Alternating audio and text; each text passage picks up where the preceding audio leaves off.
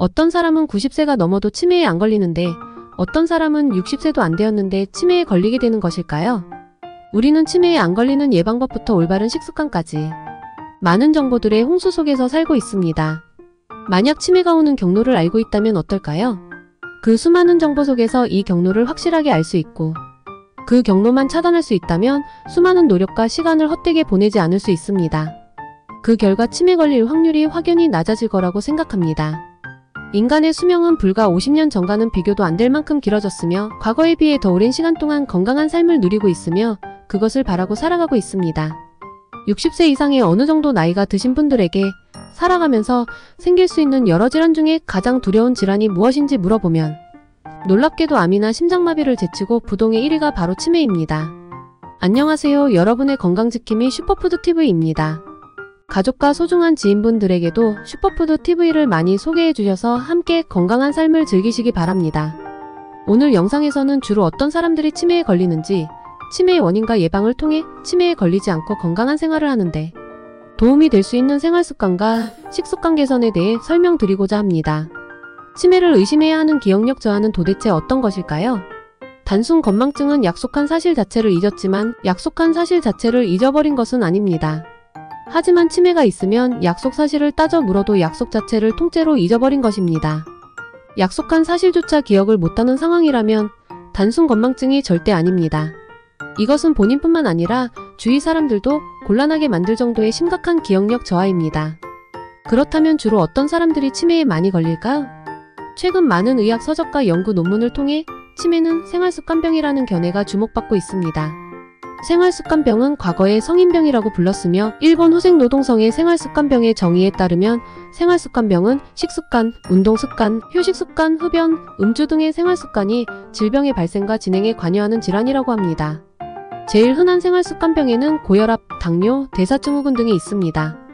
실제로 고혈압, 당뇨 등과 같은 생활습관병이 치매의 위험도를 2배에서 4배 정도 증가시킨다는 연구 결과는 이미 입증되어 있습니다.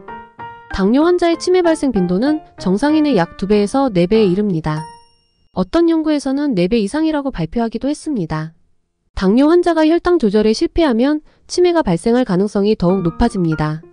단적으로 말하자면 당뇨 환자는 시간상의 문제일 뿐 결국 경도인지 장애나 치매가 발생할 가능성이 높다고 생각합니다. 경도인지 장애란 무엇일까요? 치매의 전 단계로서 여기서 말하는 경도는 치매와 비교해서 경도라는 의미이며 실제로 경도인지 장애는 인지기능 저하가 이미 상당히 진행된 신경학적 중증 질환입니다. 경도인지 장애의 인지기능은 어느 정도일까요? 간단하게 말하면 건강한 사람과 치매 환자의 중간 정도입니다. 일상생활에 큰 지장을 주는 정도는 아니지만 기억력 저하, 대화에서의 어휘력 감소, 업무 능력 감소 등이 있으며 나이 탓으로 돌리는 경우가 많으나 주위 가족들은 느끼고 있을 정도입니다. 고혈압의 경우는 어떤가요? 고혈압은 치매의 위험도를 약 2배 정도 높인다고 알려져 있지만 3배에서 4배 이상 위험하다고 하는 연구들도 찾을 수 있습니다. 고혈압은 혈관에 가해지는 압력이 증가하므로 혈관벽이 서서히 손상되면서 혈관 직경이 좁아지고 딱딱해집니다. 즉 동맥경화가 잘 생깁니다. 만약 동맥경화가 뇌혈관에 생기게 되면 잘 터지거나 잘 막히게 되어 뇌출혈이나 뇌경색을 일으키게 됩니다. 그리고 지속적인 뇌혈류 공급 저하 및 뇌경색 등의 뇌 손상의 누적으로 혈관성 치매도 발생할 수 있습니다. 혈관성 치매는 전체 치매 환자의 20%를 차지하면서 알츠하이머 치매에 이어 두 번째로 그 수가 많습니다. 당뇨, 고혈압이 있으면 알츠하이머 치매뿐만 아니라 혈관성 치매의 발생률도 높아지므로 치료와 예방이 아주 중요합니다. 따라서 치매의 원인이 되는 당뇨, 고혈압 등의 질병을 예방하거나 치료하면서 생활습관을 바르게 개선해 나가는 것이 매우 중요합니다. 올바른 식사, 운동, 휴식, 수면의 질 개선, 금연, 금주 등의 기본적인 생활습관의 교정은 필수적입니다. 치매가 오는 주요 질환이 당뇨와 고혈압이라는 것을 알았습니다. 그렇다면 당뇨병은 왜 발생하는 걸까요? 인간을 비롯한 지구상의 모든 동물들은 많은 양의 탄수화물을 처리하면서 살 수 있도록 설계되어 있지 않습니다. 농경 사회가 수만 년 전부터 시작되었지만 탄수화물을 포식할 수 있는 정도가 아니었습니다. 1900년 초까지 당뇨 유병률이 1에서 2%에도 못 미쳤다는 사실만 봐도 지금과는 비교할 수도 없이 적은 양이었다고 생각합니다. 즉 불과 100년 동안 탄수화물 섭취가 폭발적으로 늘어나게 된 것입니다. 인류 역사가 200만 년이라고 가정하면 탄수화물의 과도한 섭취가 이루어진 100년의 세월은 2만 분의 1 정도로 매우 짧은 찰나와 같은 시간입니다. 인류는 그동안 극도의 저탄수화물 시기를 해왔는데 갑자기 짧은 시간에 극도의 고탄수화물 시기로 바꿨다는 말이 됩니다. 인간은 이렇게 짧은 시간에 탄수화물을 효율적으로 처리할 수 있을 만큼 유전자가 바뀌지 못했습니다. 그러면 왜 당뇨에 걸리는지 이해되었을 겁니다.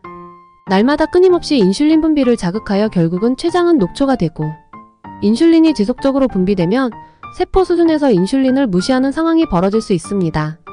결국 세포들은 인슐린의 작용을 무시하므로 혈액 내의 당이 제대로 처리되지 못해 떠돌아다니게 되고 더 진행되면 갈 곳 없어진 혈당이 소변으로 나오는 지경에까지 이르게 됩니다.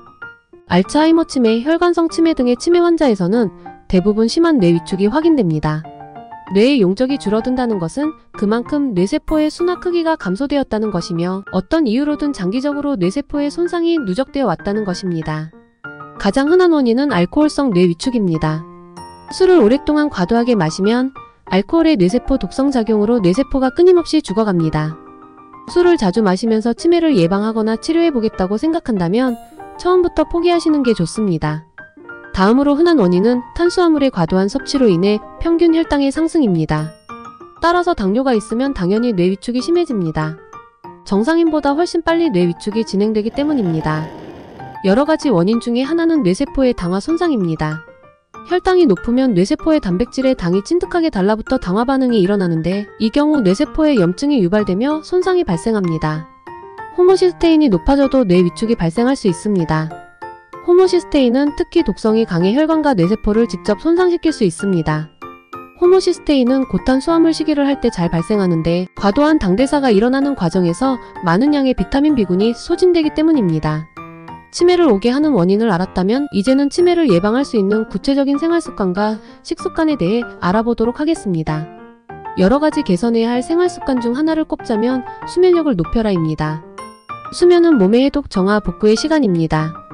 그날 하루 축적된 뇌의 쓰레기를 청소하는 귀중한 시간으로 장기 불면증 환자 집단에서는 정상 집단에 비해 치매 발생 위험도가 2배나 높았다고 합니다. 치매 환자들 대부분은 수면 장애를 가지고 있습니다. 수면 주기가 깨지게 되면 수면 본연의 기능인 해독, 정화, 복구를 하지 못하고 점점 더 몸 상태가 악화되고 인지 기능이 저하될 뿐입니다. 그렇기 때문에 수면 시작의 최적 시간은 밤 10시이고 늦어도 11시까지는 잠에 들어야 합니다. 수면 시간은 최소 6에서 7시간을 유지하는 게 바람직합니다. 최적의 수면 시간을 통해 다량의 성장 호르몬 분비로 노화 방지 및 세포 수복할 수 있도록 해주어야 합니다. 식습관에 대해서도 알아보겠습니다. 앞서 여러 차례 고혈당은 당뇨 환자에게만 나타나는 현상이 아니라고 설명했고 고탄수화물 시기를 하는 모든 사람에게 흔히 나타날 수 있다고 했습니다. 50대 이후에도 고탄수화물 시기를 계속한다면 대부분 전당뇨, 당뇨가 발생할 가능성이 높습니다. 고혈당과 고인슐린 혈증은 혈관과 뇌를 점점 손상시켜 동맥경화 및 치매 등을 일으킬 수 있습니다. 반대로 혈당을 일정하게 유지하면서 인슐린 분비를 최소화시킬 수 있다면 동맥경화 및 치매의 예방과 치료로 이어질 수 있습니다. 따라서 식단의 가장 중요한 핵심은 저탄수화물 시기라고 할 수 있습니다. 저탄수화물 시기를 위해 드시지 말아야 음식에 대해 단계별로 알려드리겠습니다. 1단계 먼저 밀가루를 끊어야 합니다. 2단계 설탕물을 끊어야 합니다. 3단계 과일을 끊어야 합니다. 4단계 밥을 끊어야 합니다. 이 정도면 저탄수화물 시기의 시작으로 충분합니다. 한국, 일본의 하루 평균 탄수화물 섭취량은 300에서 360g이지만 노인들은 이것보다 약간 더 많습니다. 몸이 건강하고 의지력이 있는 사람은 70g 이하를 목표로 하시면 됩니다. 몸이 잘 따라주지 않으신 분들은 100g 정도를 목표로 하시면 됩니다. 하루 70g 이하인 경우는 보통 탄수화물 섭취를 거의 하지 않으면서 채소와 야채를 충분히 먹음으로써 성취 가능한 수치입니다. 100g 정도면 채소, 야채를 충분히 먹으면서 하루에 다 합쳐서 과일 한 종류에 밥 반 공기 정도는 드셔도 좋습니다. 어떠셨나요? 제가 말씀드린 이외에도 많은 정보들이 있습니다. 막연히 밥을 먹지 말아라, 술을 먹지 말아라 하는 것보다 치매가 오는 원인을 알고 시작하면 치매 예방에 더 도움이 되실 거라고 생각합니다. 이것 이외에도 많은 관리 방법들이 있지만 일상생활에서 지금 당장 시작할 수 있는 방법을 알려드린 사항입니다. 이 방법은 누구나 알고 있지만 실행하지 않고 있는 방법으로서 공감하기 쉬운 예방법을 추천해 드렸으니 바로 즉시 실행해 보시기 바랍니다. 앞으로 어떤 마음가짐으로 살아가느냐에 따라 30년 혹은 50년 후가 달라질 수 있다는 점을 기억해 주십시오. 오늘 영상 어떠셨나요? 마음에 드셨다면 좋아요, 구독해 주시면 치매 예방에 관심이 있는 다른 분들도 더 많이 시청할 수 있을 겁니다. 앞으로도 좋은 영상으로 찾아뵐 것을 약속드리겠습니다. 감사합니다.